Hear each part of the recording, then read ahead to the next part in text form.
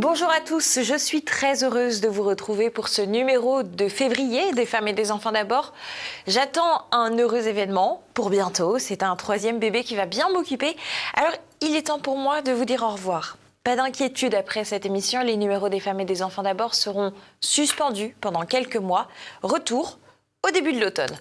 Au programme de ce dernier numéro avant le renouveau, donc vous l'aurez compris, on retrouvera Marie-Estelle Dupont pour son dernier ouvrage « Être parent en temps de crise ». Comment restaurer l'équilibre psychique de nos enfants. C'est un ouvrage, vous allez le voir dans quelques instants, qui est à la fois le bilan des périodes de crise que nous avons vécues depuis le Covid, avec nos enfants, avec nos familles, mais aussi un guide pour retrouver le chemin du bon sens et du courage pour retrouver aussi du sens dans nos vies qui ont été profondément bouleversées. Et puisque ce quotidien est fou, eh bien pourquoi ne pas trouver des ressources pour mieux l'organiser? C'est ce que proposent Solveig et Pierre-Émile, les fondateurs de Merle Instruction. Dans la chronique Consommation, ils vous proposent un kit d'outils complet comprenant un routinier, un semainier, un modèle de suivi d'habitude, un calendrier annuel, une ligne de vie également et de nombreuses cartes d'activités librement inspirées de la pédagogie de Montessori. Le tout est utilisable par toute la famille pour construire un quotidien plus uni, plus ordonné, tous ensemble. Le rêve en somme, et c'est d'ailleurs un outil, je le rajoute, qui est adapté aux enfants atypiques. Et puis, en conclusion de cette émission, vous retrouverez la chronique lecture avec Chouette un livre et 1, 2, 3 loisirs, avec pour ce numéro une bande dessinée sur la vie d'un pilote inspirant par son courage. Il s'agit d'une femme, Caroline Aigle. Et un guide également de 25 tableaux pour apprendre à regarder l'art et partager cela avec vos enfants. Tous les liens sont dans le descriptif de cette vidéo, comme vous en avez l'habitude, c'est juste en dessous. Est-ce que vous êtes prêts? On y va.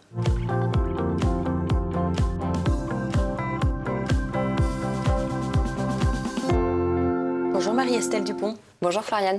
Alors, vous êtes psychologue clinicienne ainsi que psychothérapeute. On vous connaît très bien depuis la période du Covid puisque vous aviez un peu fait la tournée des plateaux pour alerter, sonner l'alarme, notamment chez les enfants. Et vous revenez aujourd'hui avec un nouveau livre. Vous en avez déjà écrit, mais celui-ci, c'est « Être parent en temps de crise, comment restaurer l'équilibre psychique de nos enfants ». C'est chez Guy Trédaniel, éditeur, que vous le sortez.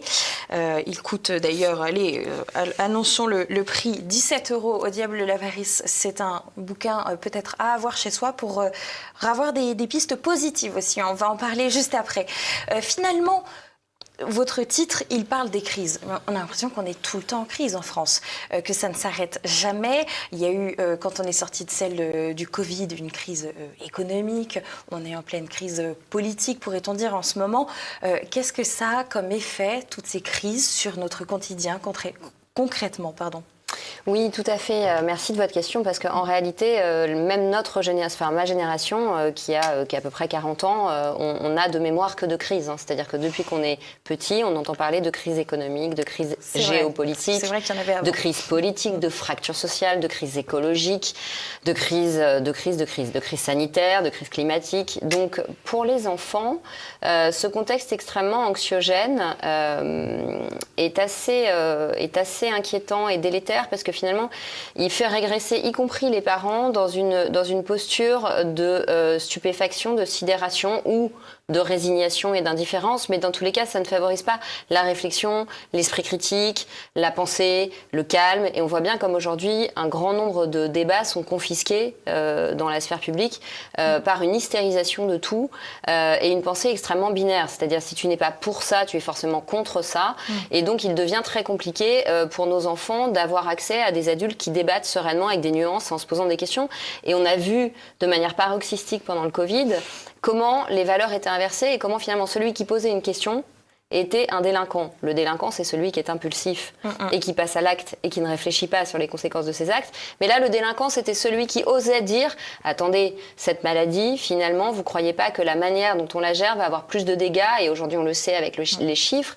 La manière dont on a géré le Covid, il n'y a pas eu de mort du Covid chez les petits voilà, peut-être une ou deux exceptions près chez des enfants qui avaient Avec déjà des des pathologies comorbidités, respiratoires très graves, mais finalement ils sont morts de leur pathologie chronique plus que du Covid lui-même. En revanche, on a eu des morts par suicide et on a aujourd'hui des troubles psychologiques extrêmement importants, pas seulement en France. Au Canada, il y a 300% d'augmentation de la consommation de psychotropes chez les jeunes. Donc on voit bien comment ce climat extrêmement anxiogène qui amène, c'est ce que je dis dans l'introduction du livre, à des réponses très uniformisées sur l'ensemble de la société, sans distinguer, sans laisser non plus leur part aux parents pour s'adapter aux besoins spécifiques de leur enfant en fonction de son stade de développement.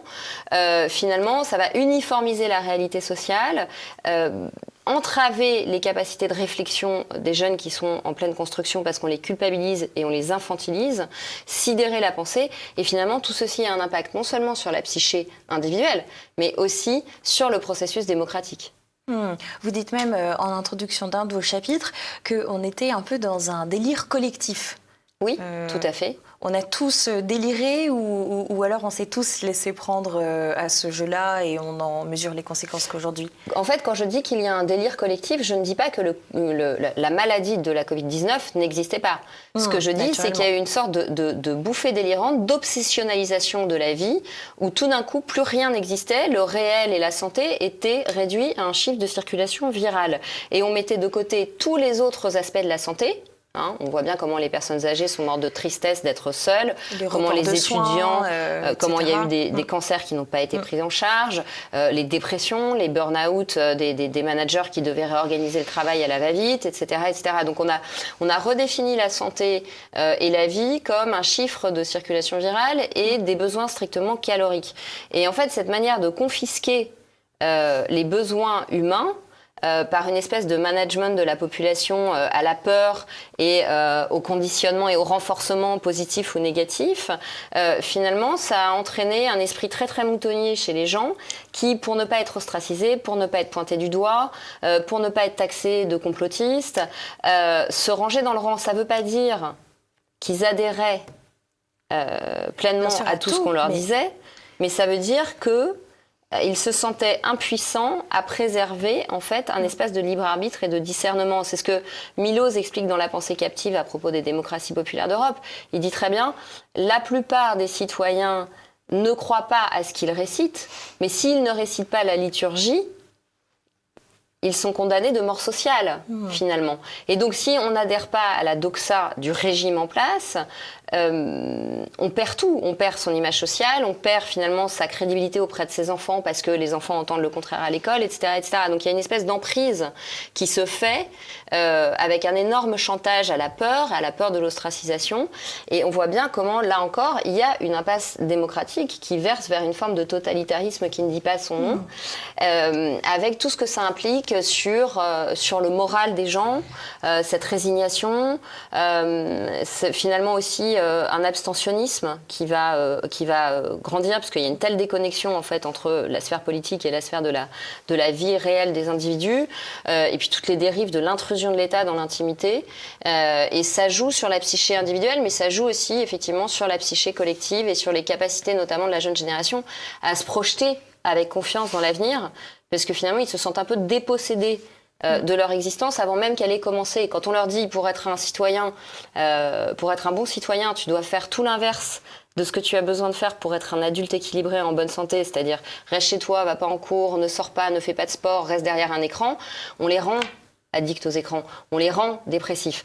Et donc bien évidemment, j'ai voulu tirer la sonnette d'alarme, mais j'ai voulu aussi, après avoir tiré la sonnette d'alarme pendant 3 ans, redonner un message d'espoir aux parents en leur disant si on fait déjà nous parents tout ce qu'on peut faire, ça ira beaucoup mieux. Exactement, il y a une grosse partie quand même qui est consacrée aux solutions, on va y venir. Ce qui est un peu fou dans cette crise sanitaire, c'est qu'on a l'impression que, et d'ailleurs ça a été un de vos combats, qu'on a mis un temps infini à connaître, mais surtout à reconnaître les effets délétères que ça a eu sur les enfants. Et ça, c'est un vrai sujet qui nous interloque, notamment dans Les femmes et les enfants d'abord. Oui, parce que aujourd'hui, on est dans une société qui est régie par le chiffre. C'est-à-dire que la parole clinique, la parole de terrain, la parole du médecin qui est au chevet du malade et qui observe, ou du psychologue qui voit dans son cabinet, n'aura de valeur que 2 ans plus tard, quand des études longitudinales auront eu la bonté de se pencher sur une question qui a été soulevée, ou qui, voyant les données de l'assurance maladie, rapportait une augmentation de 300% de la consommation, par exemple, du Prozac, pour ne parler que des antidépresseurs, parce que je ne vous parle même pas des amphétamines, des antipsychotiques et des anxiolytiques qui ont été prescrits à la va-vite, faute de pouvoir prendre en charge de manière thérapeutique ces jeunes qui allaient mal. Quand on voit ces statistiques, alors là, on commence à s'interroger, à dire tiens, on va peut-être faire des études pour comprendre s'il y a un lien. Mais en fait, une fois qu'on a les chiffres, c'est qu'il est trop tard et que le mal est fait. Et le problème, c'est qu'aujourd'hui, on est sous l'emprise et sous l'empire du chiffre. C'est-à-dire que seul le chiffre compte, et on a délaissé finalement la proie du vivant pour l'ombre des algorithmes. C'est ce que dit très bien Roland Gori dans La fabrique de nos servitudes. Et cette toute-puissance de l'algorithme, finalement, elle est extrêmement déshumanisante. Parce qu'on passe à côté. On passe à côté de la réalité. Et s'il n'y a pas de subvention pour une étude sur tel ou tel problème, cette réalité n'existera pas. Ce qui n'est pas quantifiable aujourd'hui n'existe pas. Donc on est tellement dans une société du chiffre que finalement, tout ce qui n'est pas chiffrable de manière statistique est nié. Donc bien évidemment que nous, on a parlé dans le désert pendant 2 ou 3 ans jusqu'à ce que finalement tous les chiffres acceptent que oui, il y a un problème et que oui, la jeune génération va mal. Et dans cette mesure, votre livre tire un parfait bilan. Vous parlez d'un des symptômes du mal-être des enfants, c'est au niveau du toucher. Et vous expliquez que le toucher, c'est fondamental, notamment pour les enfants. Pourquoi ? Oui, alors en fait, on est dans une société où on se touche de moins en moins, parce qu'il y a une virtualisation de l'existence, parce que finalement la technologie a pris la place du lien. Il y a 50 ans, finalement, les liens sociaux, les liens familiaux, les liens affectifs étaient extrêmement importants. Ils étaient même vitaux, en fait. L'entraide dans un village, c'était vital pour que la société fonctionne. Et en fait, la technologisation progressive de la vie a désincarné un peu la vie. Maintenant, les choses sont beaucoup plus virtuelles, tout est numérisé. Et notamment chez les personnes vulnérables, c'est-à-dire les enfants et les personnes âgées, cette perte de toucher est une perte directe et majeure de qualité de vie. C'est-à-dire qu'on sait qu'un enfant qui n'est pas bercé, qui n'est pas cajolé, qui est simplement nourri et changé, il risque de faire une dépression du nourrisson. C'est des syndromes d'hospitalisme qui ont été très bien décrits dans les orphelinats anglais après la Seconde Guerre mondiale, où les nurses étaient débordées. Donc une fois le bébé nourri, il était reposé tout de suite. Il n'avait pas de chaleur humaine. Et en fait, on est dans une société moderne qui oublie complètement qu'on est des mammifères et que la survie de l'espèce dépend de ce lien, dépend de ce contact. Et que l'immunité, aussi bien que le psychisme, ne vont bien. Finalement, notre immunité ne se développe, comme notre cerveau ne se développe, que grâce à ces interactions précoces.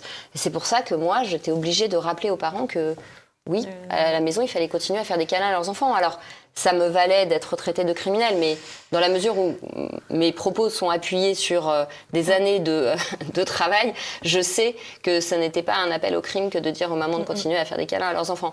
Mais on a perdu ce bon sens, en fait. Ce bon sens essentiel que si on ne se touche pas, si on est dans une déprivation affective, l'enfant est plus enclin au mal-être, l'enfant est plus enclin à la tristesse, mais l'enfant est aussi plus enclin à la manipulation et à tomber sous l'emprise de personnes qui vont lui apporter une forme d'attention. Voilà, exactement. Qui vont le manipuler, mais parce que lui, ça va lui permettre d'avoir le sentiment qu'on fait attention à lui, qu'on s'intéresse à lui.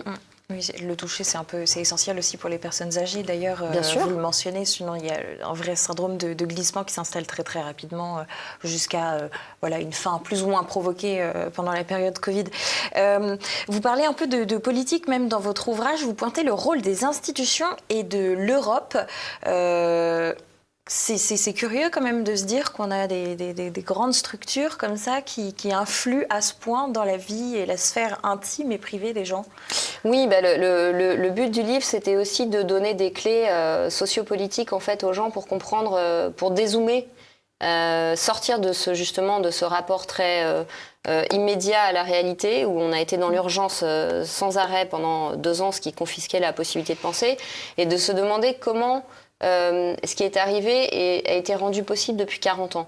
Et en fait, on voit bien comment, progressivement, toute la souveraineté sur tout un tas de sujets, notamment la santé, mais aussi l'éducation nationale, enfin les programmes scolaires, etc., ça a été finalement confisqué. Donc nous, en démocratie, on vote pour élire des représentants, mais finalement, on s'aperçoit que c'est une enveloppe vide et que ces représentants ne peuvent choisir souvent qu'entre 2 mauvaises solutions, parce que, in fine, les décisions sont prises par des entités supranationales. Alors, il y a Bruxelles, il y a l'OMS, mais il y en a plein d'autres. Et finalement, on s'aperçoit que les détails les plus intimes de notre vie quotidienne sont parfois régis par des gens qu'on n'a jamais vus, qu'on n'a jamais élus, et qui peuvent décider. Et ça, c'est le fait de... Alors, il est vrai que l'Union européenne, actuellement, et notamment avec Ursula von der Leyen, fonctionne vraiment comme un empire, où quelqu'un qu'on n'a jamais élu peut décider, parce qu'elle en a envie, qu'elle va nous imposer une taxe, ce qui, normalement, n'est pas possible. Et donc, c'est vrai que cette porosité de notre démocratie à l'emprise d'institutions supranationales, d'entités supranationales et de lobbying très puissants, c'est quelque chose dont on n'a pas toujours conscience. Et je pense que nous, les parents, on a besoin de s'en rendre compte aussi, pour être moins surpris et sidérés de la manière dont parfois notre autorité parentale est confisquée. Et c'est ce que je dis dans l'introduction. Ça s'est joué pendant la crise sanitaire, mais en fait, ça fait 30 ans que ça joue dans les programmes scolaires, dans la manière dont on nous raconte l'histoire, dans la manière dont aujourd'hui on réécrit la biologie, etc., etc. Le savoir, c'est le pouvoir, en effet. Le titre de votre ouvrage, c'est « Être parent en temps de crise ». Pourtant, on se rend compte qu'un plus grand nombre d'individus, à chaque année qui passe, renoncent totalement à ce rôle parental. Est-ce que, selon vous, c'est lié aussi à toute cette époque et à cette cascade de conséquences que nous venons de décrire ? Est-ce que vous parlez du fait que des parents démissionnent, ou est-ce que vous parlez du fait que les jeunes ne se projettent plus dans la grossesse et dans la parentalité ? Exactement, de moins en moins de parents, une baisse de la fertilité et des naissances. Alors, il y a plusieurs facteurs. J'en parle dans le livre. Le premier facteur, et d'ailleurs qui est le même qui a expliqué l'adhésion de la majorité aux demandes des pouvoirs publics, c'est la baisse de la spiritualité. On sait bien que moins il y a de sacré, moins il y a de spiritualité qui fédère une population, d'abord plus le besoin de croire qui est inné chez l'individu va se déplacer facilement sur un narratif bien ficelé, et plus les gens vont adhérer à n'importe quelle autre croyance qui va venir combler leurs besoins de certitude dès lors qu'ils n'ont plus d'espérance dans une transcendance. Et donc là, on va croire à la médecine, à la technologie, au soja, au vaccin, à ce qu'on veut. Et puis, cette perte de spiritualité, elle s'accompagne aussi d'une moindre projection. La projection dans la filiation et dans l'idée que finalement la transmission est une valeur très importante et beaucoup plus présente chez les peuples qui sont croyants que chez les peuples qui sont dans une idéologie progressiste, où finalement on est ratatiné sur un narcissisme assez mortifère, et où toute la notion de contrainte et de frustration inhérente à l'éducation d'un jeune enfant, a fortiori dans un monde où en général les 2 parents travaillent très vite, donc la maman est au four et au moulin, elle s'occupe d'un bébé, mais en même temps elle doit gagner de l'argent, ce qui est physiquement très éprouvant, ça n'aide pas les jeunes à se projeter, bien évidemment. Et quand on vous raconte en plus que le climat va tous nous tuer et que faire un bébé pollue et que ça tue des arbres, on vous décourage encore un peu plus. Donc, si vous voulez, les jeunes aujourd'hui, à leur corps défendant, ont quand même peu de messages, et c'est pour ça que j'essaye d'en donner dans le livre, qui leur donnent envie de se projeter là-dedans. Voilà, parce qu'il y a la crise écologique, encore une fois, il y a la crise économique, et puis il y a toute cette perte des valeurs où finalement, entre la contrainte que ça représente, l'envie de pas trop se frustrer parce que finalement on est un peu des ados attardés et qu'il faut jouir sans entrave, tout ça n'aide pas. Si vous ajoutez à ça la complexité aujourd'hui des rapports entre les hommes et les femmes, et la manière dont justement l'idéologie progressiste a divisé et a monté les hommes contre les femmes. C'est-à-dire qu'on ne veut plus accepter qu'on est interdépendants et complémentaires. On veut chacun être tout-puissant dans notre coin. Mais si on est chacun tout-puissant dans notre coin, d'abord on est tout impuissant et on est épuisé, et puis surtout on n'est plus en lien. Et un bébé est d'abord et avant tout le fruit d'un lien, à moins d'avoir carrément basculé dans le délire que un bébé est un joujou qu'on va choisir sur un catalogue pour se faire plaisir. Oui. Mais on ouvre un autre débat.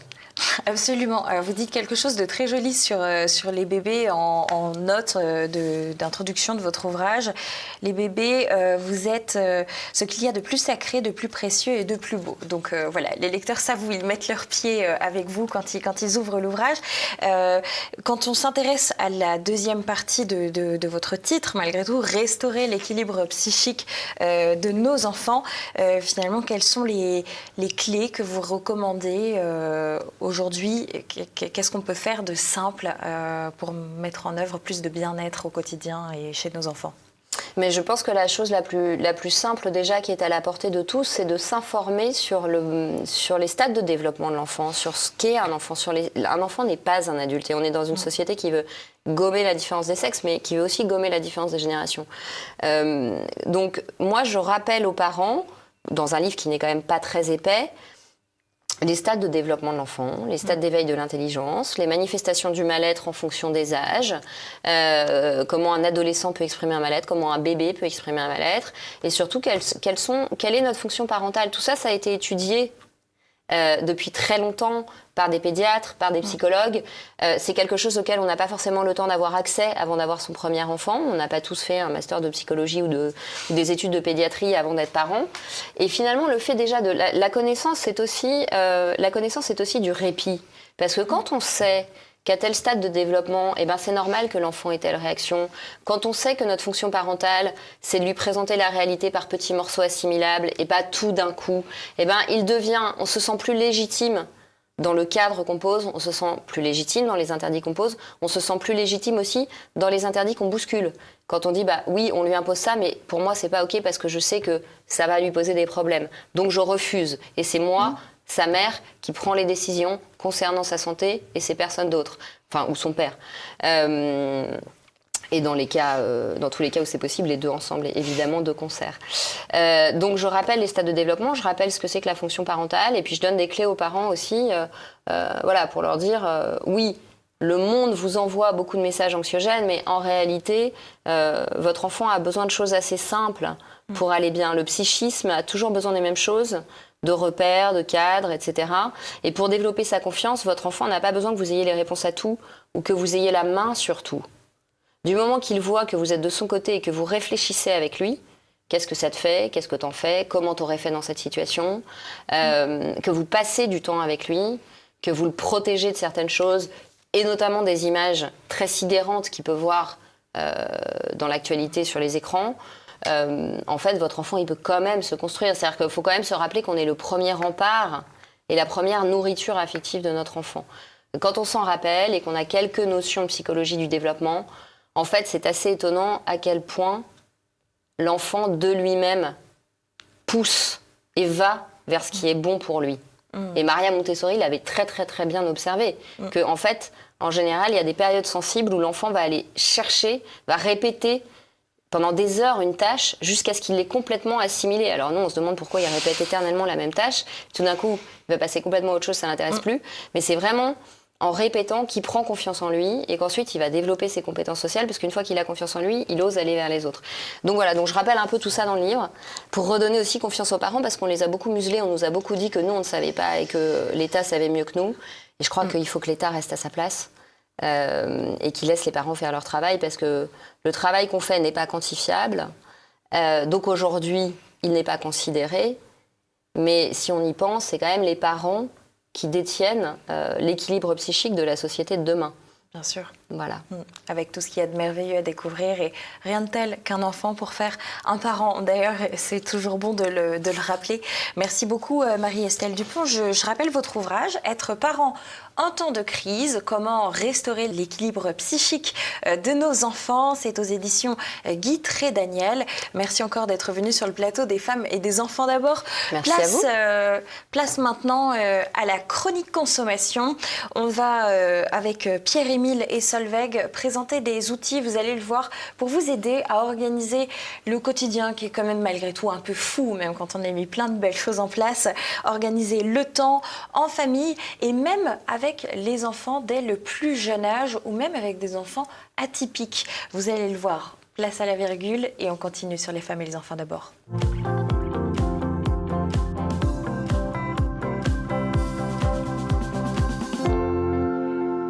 peu d'organisation dans un monde un peu fou ou dans un quotidien où on est souvent débordé, qui n'en rêve pas? Eh bien, figurez-vous que c'est ce que Solveig et Pierre-Émile proposent, car ils ont entendu très fort vos demandes, enfin, mes demandes aussi. Bonjour Solveig et Pierre-Émile. Bonjour Floriane. Alors, on est ravis de vous recevoir sur Skype dans Les Femmes et les Enfants d'abord. Vous êtes les fondateurs de Merlinstruction. Vous allez nous dire tout de suite de quoi il s'agit. Vous avez 2 enfants. Est-ce que vous pouvez nous présenter votre entreprise en quelques mots? Le principe repose sur 3 axes. C'est organiser, instruire, unir. Vaste programme et très beau programme également. Vous allez nous en dire plus maintenant. Alors, Merlinstruction, c'est une entreprise que nous avons développée cette année pour développer des outils de gestion afin de soutenir les parents dans la logistique familiale et en intégrant les parents et les enfants ensemble. Donc, notre premier produit est un set de planificateurs pour toute la famille. Alors justement, vous dites dans la présentation de votre site, alors je rappelle aux téléspectateurs que tous les liens pour retrouver Merlinstruction ainsi que ce qui va nous être présenté, c'est juste en dessous dans la bio sur YouTube, vous en avez l'habitude. Je n'oublie jamais les petits liens, donc n'hésitez pas à aller le consulter. Vos méthodes, vous dites, sont librement inspirées de la méthode Montessori. Il y a souvent beaucoup d'a priori quand on dit Montessori, les gens se disent « Oh là là, de quoi s'agit-il ? Ça a l'air un peu compliqué ce truc. » Est-ce que vous pouvez nous dire en quelques mots de quoi il s'agit? Mais tout à fait, et je comprends parce qu'il y a eu en effet un abus sur la pédagogie ou en tout cas la philosophie de Montessori. Voilà, nous, en tout cas à la maison, on s'en est beaucoup inspiré dès la naissance de notre premier enfant. En fait, Montessori, c'est en fait surtout pour les enseignants et en effet accompagner les enseignants à mieux transmettre certains savoirs et à adopter une certaine attitude envers les enfants, mais c'est pas adapté particulièrement aux enfants. On doit accompagner les enfants à grandir. En effet, c'est pas seulement des petits enfants avec des caractères difficiles qu'il faut ensuite forger et modeler à sa manière pour bien rentrer dans un cadre ou dans un moule, mais ce sont des enfants qui passent par des étapes de développement et qui ont besoin en fait à chaque fois d'accompagnement, beaucoup de répétitions pour apprendre comment vivre ensemble, comment gérer ses émotions et comment vivre à la maison. Et donc nous, on s'est inspiré de la philosophie de Montessori qui se fonde principalement sur l'accompagnement, la compréhension des étapes de développement de l'enfant et de sa volonté en fait de réellement grandir et à prendre en compte dans la maison et d'adapter du coup son environnement à ses capacités. Alors justement, vos outils sont très ciblés sur la temporalité, le temps qui passe. Est-ce que vous pouvez, pardonnez-moi, nous les présenter?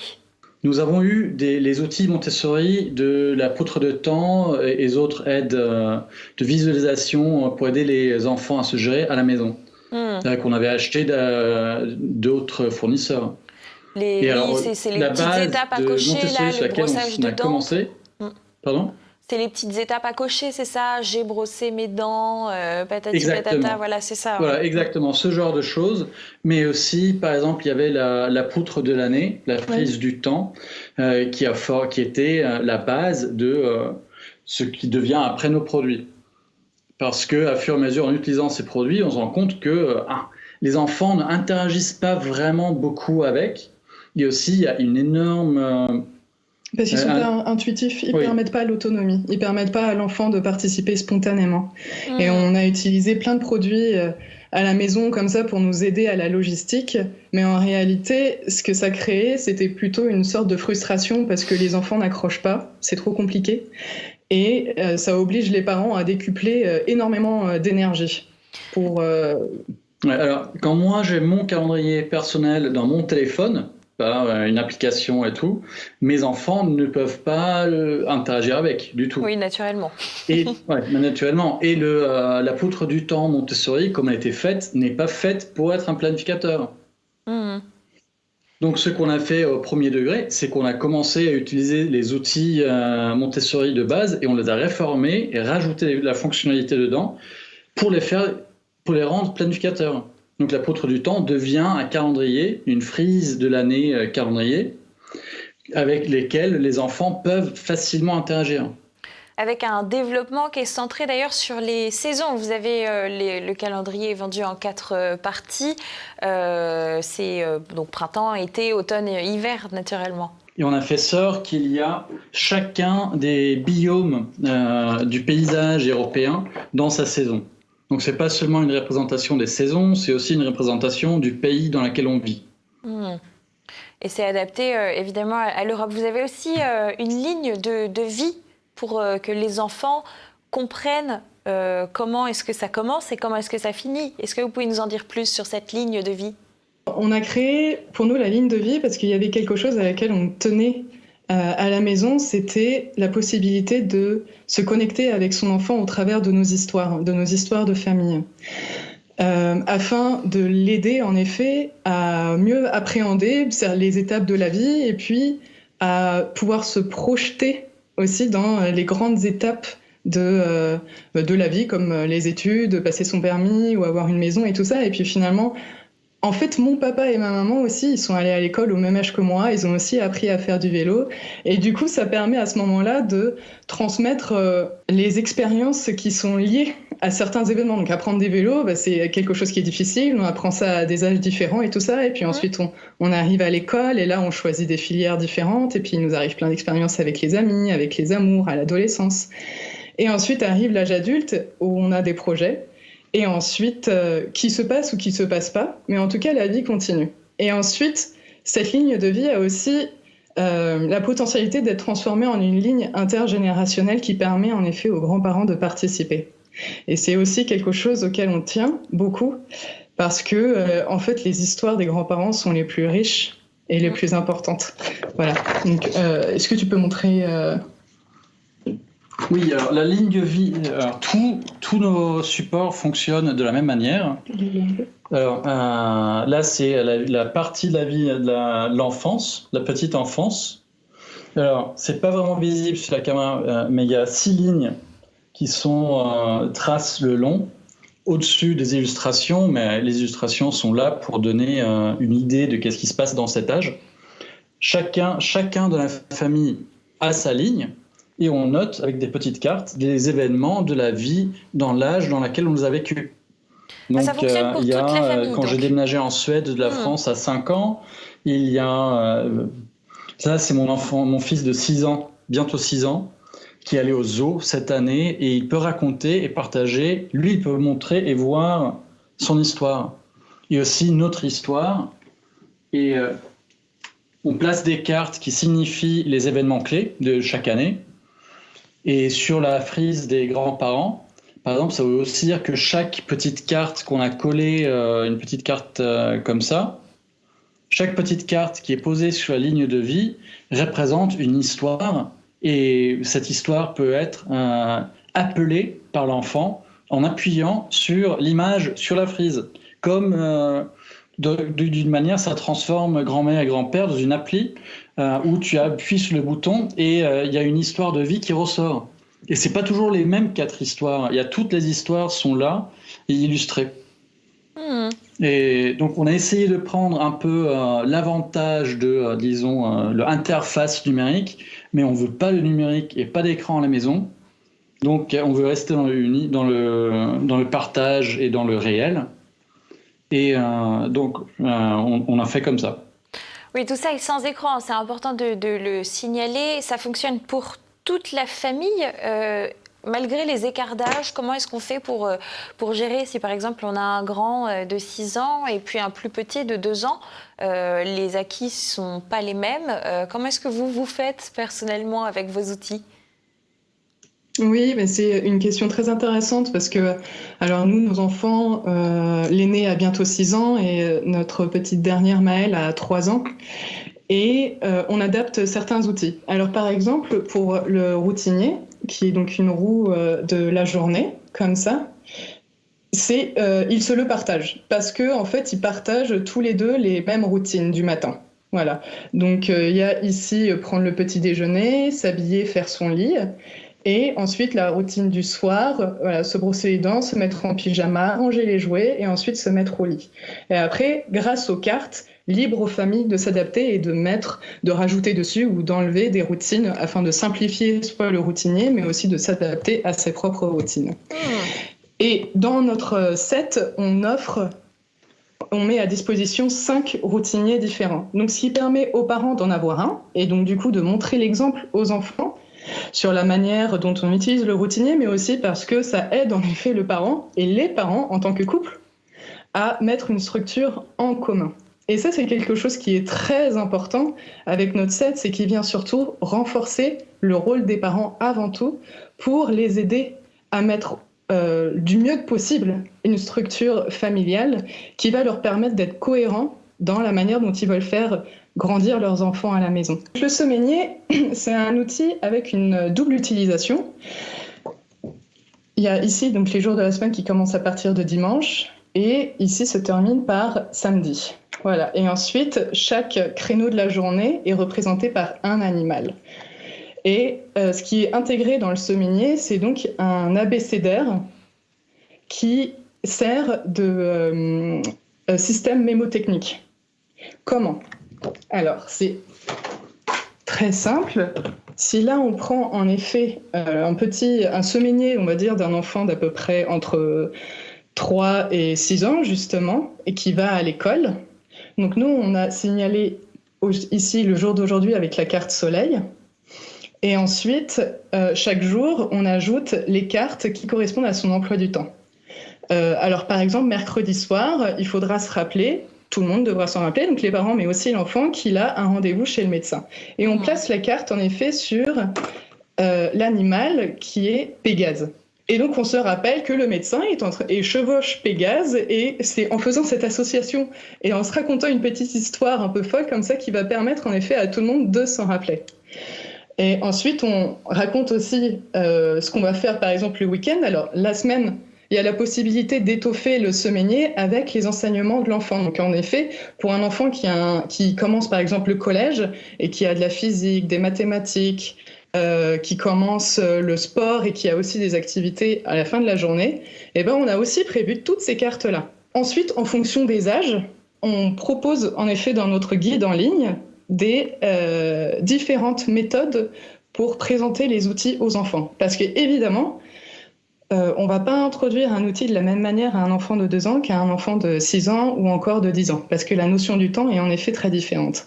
Donc pour un enfant de 2 ans, c'est vraiment le minimum, je pense, pour le maximum pour présenter les outils, parce que c'est à peine à cette période-là qu'il commence à avoir ces notions de temps. Donc hier, aujourd'hui, maintenant, demain, c'est des choses qui commencent tout juste à appréhender. Mais ça peut être intéressant de commencer avec un enfant de 2 ans avec le routinier et à partir de 3 ans, de commencer avec le semainier. Vers 3 ans, en effet, il va commencer à vraiment poser les questions hier, aujourd'hui, demain. Et donc grâce à la carte soleil, tout simplement, à chaque fois, on va la déplacer chaque matin. Et on va pouvoir dire aujourd'hui, c'est mercredi, c'est le jour orange. Et hier, c'était mardi, et demain, ce sera jeudi. Et en fait, à chaque fois, en faisant l'effort, il comprendra qu'en effet, le temps passe. Pour un enfant de 5-6 ans qui a intégré la notion du temps, c'est une approche différente. Il n'y a plus besoin, par exemple, d'indiquer les jours où il va à l'école parce qu'il les aura intégrés. Il connaît déjà les jours de la semaine. Mais en revanche, il pourra ajouter les activités de sa semaine. Et aussi, par exemple, il pourra anticiper le jour où, le dimanche, il ira chez ses grands-parents, par exemple. Ou alors, quand est-ce qu'il va à la piscine? Quand est-ce qu'il va aller voir son ami? Et tout ça, on a prévu les cartes aussi, par exemple, pour les réunions de famille, pouvoir les rajouter ici. Et l'intérêt des cartes d'activité, et pourquoi on en a fait autant, donc on en a créé plus de 400, avec des thèmes différents, donc les tâches, les responsabilités, les lieux, les animaux, mais aussi donc, les matières scolaires, autre chose. Les fêtes. Les fêtes, les principales fêtes de l'année, donc avec Noël, et ça c'est génial parce que les enfants anticipent tellement Noël. C'est déjà passé qu'il faut pouvoir le montrer sur l'année suivante en fait.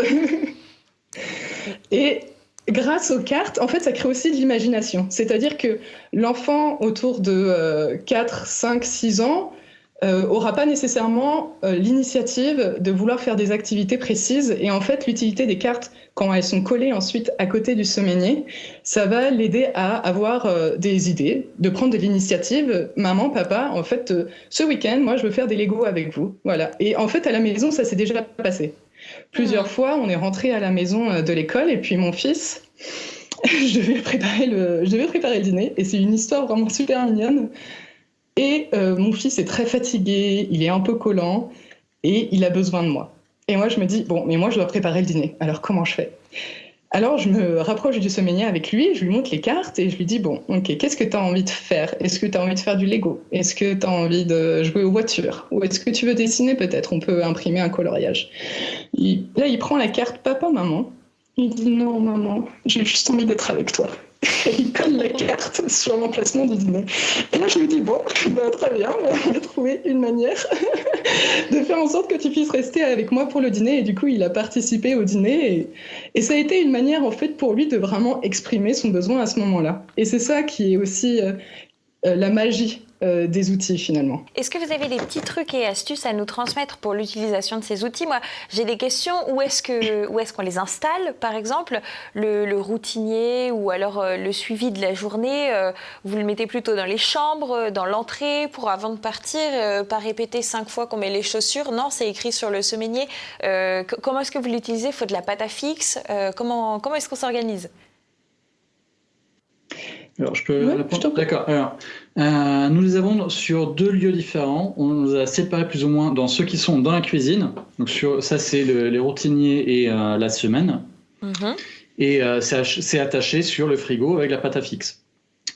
Ou sur un placard. Voilà, ou sur un placard. Oui, pour nous, c'est un placard à côté du frigo. Mais voilà. Et après, il y a le calendrier et la ligne de vie qui sont dans un couloir. On n'a pas pu montrer encore le suivi d'habitude qui fait partie du set et qui vient compléter en effet le semainier, le routinier et le suivi d'habitude. Et donc dans le set, on propose 5 routiniers, 5 semainiers et un modèle de suivi d'habitude qui sera imprimé chez soi, à photocopier chez soi. Le set comprend aussi donc le calendrier annuel qui intègre donc la frise chronologique de l'histoire occidentale et la ligne de vie complète, avec une sélection de cartes d'activité et on met en ligne d'autres cartes d'activité. On ne peut pas toutes les mettre dans le set, on propose une base aux parents et ensuite, justement, pour permettre aux parents de personnaliser au maximum leurs outils, d'aller télécharger les cartes en ligne. Eh bien, écoutez, formidable. Merci beaucoup à tous les deux, Solveig et Pierre-Émile, de nous avoir fait la présentation de cet outil qui a l'air particulièrement riche. Et puis, écoutez, chers téléspectateurs, place à la chronique suivante. Mais vous le savez, avant qu'on passe à la virgule, tout est juste en dessous dans les liens, je vous le rappelle.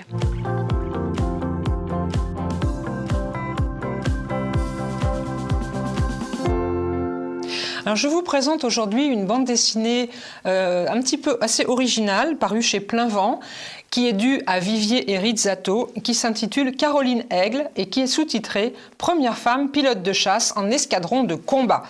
C'est une histoire d'aviation, bien sûr, une histoire de formation, mais c'est aussi, surtout, une grande aventure humaine. Donc Caroline Aigle a eu un destin absolument exceptionnel. C'est une femme de caractère, elle incarne un symbole parfait de réussite puisque très sportive, championne de triathlon, elle intègre l'école polytechnique et à force de courage, de volonté et d'entraînement, elle va devenir la première femme pilote de chasse de l'armée de l'air française. Donc elle va voler, donc c'est elle qui raconte au début du livre à la première personne toute cette carrière qu'elle va choisir, comment elle va lutter un petit peu aussi pour s'imposer dans un monde d'hommes. Et donc en 1999, cette jeune femme, lieutenant, se voit remettre son brevet de pilote de chasse. Tout pourrait aller bien pour elle. Elle se marie en 2002, elle est mère d'un petit garçon en 2005, la vie lui sourit toujours et elle rêve de devenir spationaute. Tant qu'à faire, autant, après avoir volé, aller dans l'espace sur les traces de Claudie Annuret. Mais catastrophe, elle va apprendre d'un seul coup, non seulement qu'elle attend un deuxième bébé, ce qui est une grande joie, mais qu'un petit grain de beauté, semble-t-il inoffensif, en fait, recèle des cellules cancéreuses. Et là, tout va aller très vite. C'est son mari qui raconte aussi comment ces derniers mois de sa vie se passent, parce qu'elle va refuser les soins pour donner toutes ses chances de vie à son petit Gabriel. Donc, elle va finir par s'éteindre dans les bras de son époux. Vous voyez, je suis émue rien qu'à raconter l'histoire, mais je pense qu'elle est importante pour les jeunes adolescents de savoir qu'on peut toujours aller de l'avant. Donc les dessins sont de Francesco Rizzato et ils réussissent un tour de force extraordinaire, c'est d'être particulièrement documenté, bien sûr, quand il s'agit de peindre les avions, on n'est pas du tout dans Tanguy et la verdure, c'est très bien dessiné, et aussi d'une grande délicatesse quand il retrace les épreuves vécues par Caroline et sa famille. Donc cette bande dessinée, eh bien, elle est pour des adolescents costauds quand même, parce que ça n'est pas toujours très gai de lire ce texte, mais franchement, cette jeune femme, cette jeune Caroline Aigle, vraiment, elle nous fait rêver qu'on peut aller dans la vie avec énormément de courage, avec une détermination sans faille. Voilà, cette bande dessinée, donc Caroline Aigle, première femme pilote de chasse en escadron de combat, est à lire à partir de 13-14 ans, par des adolescents et des adolescentes qui rêvent eux aussi peut-être d'un destin aventureux.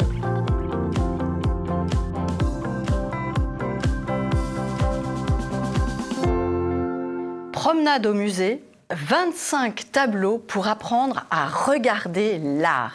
Sophie Rouberti, riche de toute son expérience de transmission par le beau, par l'observation, la description d'œuvres d'art, nous donne des clés de compréhension à nous, adultes, et aux enfants à partir de 7-8 ans, à partir du moment où ils entrent dans un musée et où ces grands tableaux, ou tout petits tableaux, sont pleins de mystères pour eux. Ils n'ont pas forcément les clés pour saisir, pour oser regarder. Eh bien, Sophie Rouberti, à la fois avec beaucoup de clarté, de précision, mais aussi sans entrer dans trop de détails.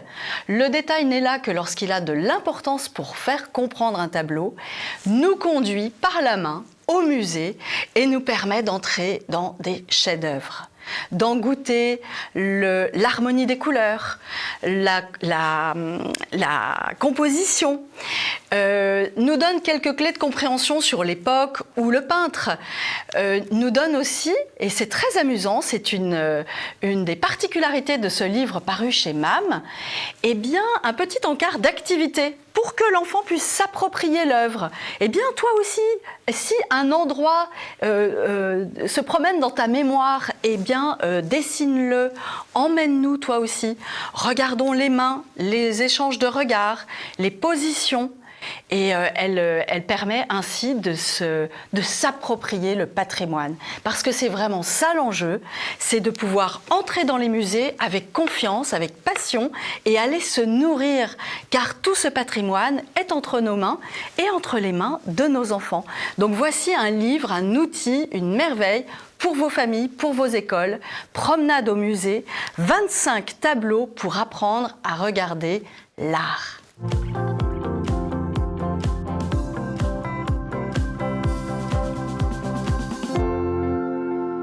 Et voilà, on arrive à la fin de cette émission. On se quitte avec cette illustration de Cyrielle Illustration sur les guilis qui font rire tous les enfants, même avant les guilis, et qui peuvent finir aussi en bataille du bisou, de bisou-prout mélangés pour le plus grand bonheur des petits et des grands.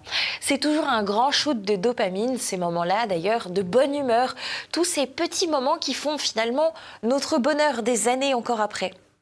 Il est temps pour moi de vous quitter, ce n'est qu'un au revoir. Je vous souhaite d'ici mon retour de merveilleux moments en famille, de réussir à surmonter les petites difficultés du quotidien ainsi que parfois les chagrins qui sont souvent passagers une fois qu'on a du recul. Beaucoup d'amour également et d'accomplissement ainsi que de tas de beaux souvenirs en famille. Et puis moi je vous dis à très vite sur TVL.